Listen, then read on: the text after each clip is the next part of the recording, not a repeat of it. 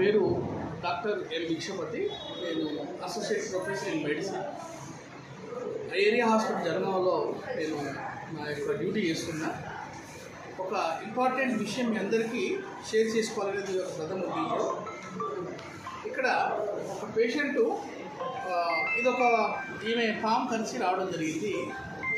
ఈ పామును కనుక చూస్తే మనకు ఈ తోక ట్యాపరింగ్ అంటే పొడుగ్గా ఉంటుందండి. ఇక్కడ కొస్సా పొడుగ్గా ఉంటుంది. తర్వాత ఇక్కడ ఒక హుడ్ అనేది ఉంటుందండి. హుడ్ చూడండి. ఇక్కడ మీరు మన యొక్క హైందవ సిద్ధాంతంలో కృష్ణుడి యొక్క ముద్ర అంటా ఉంది. హుడ్ అంటాం. హుడ్ ఇక్కడ చూడండి. ఇది నాగుబాము అంటాం మనం. కోబ్రా ఇక్కడ చూడండి. కోబ్రా. సో ఈమెది ఏం నేరం లేదు. ఈమె పనిచేస్తుంటే ఈ పాము నేను కరవడం జరిగింది. ఇక్కడ చూద్దామా ఎక్కడ కలిసిందో. కూర్చో. కూర్చో. ఇక్కడ చేతి చూపించు. అక్కడ ఏలు మీద కుట్టడం జరిగింది. ఓకే సరే. ఇంకోటి ఇదే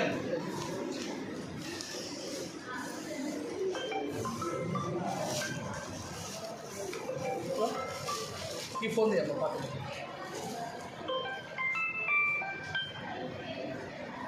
బయటికి తీసుకోండి. ఇక్కడ ఇంకొక పేషెంటు మనకుంది. ఈమెకి ఎక్కడ కూర్చుంది? ఇక్కడ మనకు ఇక్కడ చూస్తే ఏం మరకలు లేవు. అక్కడ ఇంకొక పేషెంట్ కనుక చూస్తే మొత్తం చేతికంతా రక్తం.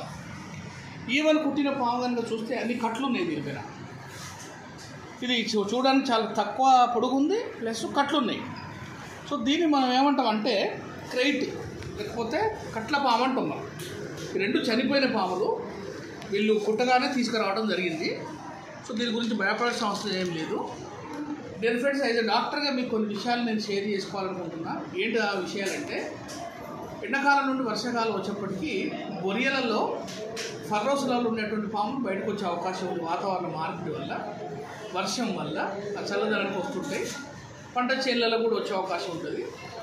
సో ఎవరైతే రైతులు, మాన్యువల్ లేబరర్స్ ఎవరైతే కూలికి పోతారో వాళ్ళు దీని బారిన పడే అవకాశం ఉంటుంది. మనకు ఈ రెండు పాములతో పాటుగా మన దగ్గర రక్త పెంజర కూడా ఉంది. రక్త పెంజర చాలా తక్కువ పొడవు ఉంటుంది, కొద్దిగా లావు ఉంటుంది. ఆ తల మాత్రం త్రిభుజాకారంలో ఉంటుంది. త్రిభుజాకారం. ఈ మూడు చాలా ప్రమాదకరమైనటువంటి విష సర్పాల కింద పరిగణిస్తాం మనం. ఇక్కడ మనం రొటీన్గా మనం చూస్తే మాత్రం ఏంటంటే, ఆ పుట్టిన ప్రాంతంలో జనాలు కాట్లు పెట్టుడు, దారం కట్టుడు, పసుపు పెట్టుడు, పెండ పెట్టడం మేము సగటుగా చూస్తున్నాం. దయచేసి ఇటువంటి పని ఏం చేయకుండా అతి త్వరలో ఆ కుట్టిన భాగం ఏదైతే ఉంటుందో కదిలించకుండా అతి త్వరలో మీరు హాస్పిటల్ కనుక తీసుకొస్తే, ఇక్కడ మీరు చూడండి, ఈమెకు చాలా కాస్ట్లీ ఉన్నటువంటి యాంటీ స్నేక్ వినం ఒక 10 వైల్స్ మనం ఇస్తున్నాం. ఇంతవరకు మన ఏరియా హాస్పిటల్లో కొన్ని వందల పాముల కాట్లు, తేలు కాట్లు, తర్వాత పాయిజన్ తాగిన కేసులో కూడా చాలా చక్కటి వైద్యం మా శక్తి కొద్దీ మేము ఇవ్వడం జరుగుతుంది. అండ్ సక్సెస్ రేట్ చాలా బాగుంటుంది. అయితే ఎవరైతే చనిపోతున్నారో వాళ్ళు ఆ మంత్రం వేయడానికి ఇమ్మీడియట్గా మంత్రాల దగ్గర పోతున్నారు. సో మంత్రం దగ్గర కొంత టైము, ఆ పసుపు పెండబెట్టి అదొక టైము, ఆ లేట్గా తీసుకురావటం వల్ల మంత్రం పైనుండి కిందికి దిగుతుందని దిగు అని చెప్పుట్లా యాపాకు తినిపించుంటే ఇదంతా టైం వేస్ట్ అయ్యి వాళ్ళు మాత్రమే మనకు చనిపోతున్నారు. మిగతా వాళ్ళు ఎవరైతే బుద్ధిగా ఎటువంటి పని చేయకుండా ఇమ్మీడియట్గా తీసుకొస్తే మాత్రం చక్కటి వైద్యం అవుతుంది. సో మళ్ళీ నేను చెప్పేది ఏంటంటే, పాము పుట్టిన ప్రాంతంలో ఏం పని చేయకుండా అతి త్వరలో తీసుకురండి.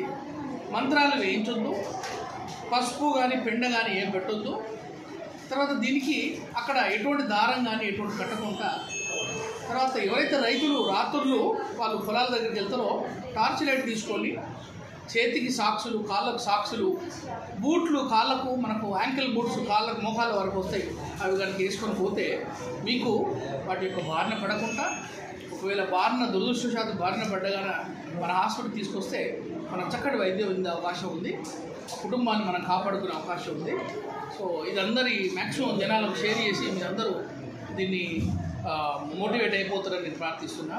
జై హింద్, జై భారత్.